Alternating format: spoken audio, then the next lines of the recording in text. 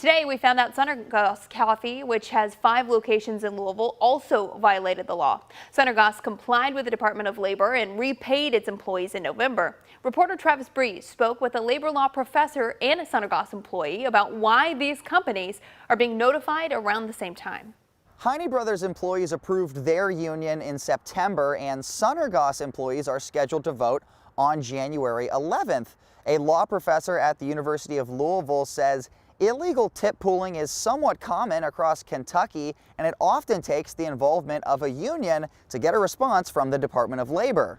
The reason why we found out that it was illegal is we were talking to other people at other stores because of our union efforts. Becca Ryard has worked at Sunnergoss for 5 years, and she's hoping to be a union member next month. She worked with the local chapter of the National Conference of Firemen and Oilers to send a complaint to the Department of Labor in June. Just before Thanksgiving, she got her tips repaid. It definitely felt like we're standing in our own power as workers, because without a union or without standing together in general, we wouldn't have had an idea of how to do it. Now 2 local coffee chains have given these payments to workers, both times after the union sent a complaint to the government. The union has successfully organized at Heine Bros and is still working at Sunnergoss. Ariana Levinson, a labor law professor at the U of L, says the Department of Labor did not create a new law in 2020.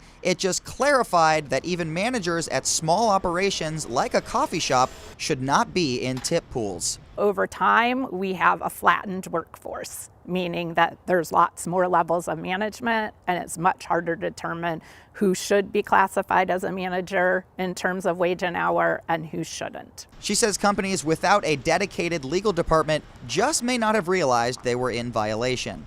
With the union efforts, it makes it so we're all standing together in solidarity. We're all fighting for the same purpose of having better working conditions, better pay. Matthew Huested, co-founder of Sunnergoss, sent us a statement today, reading in part, "We have no way of speeding up or slowing down the National Labor Relations Board decision-making process. Sunnergoss baristas make about $17 to $22.75 per hour. We do believe that this is a great wage, and we are proud of the systems and company we have built."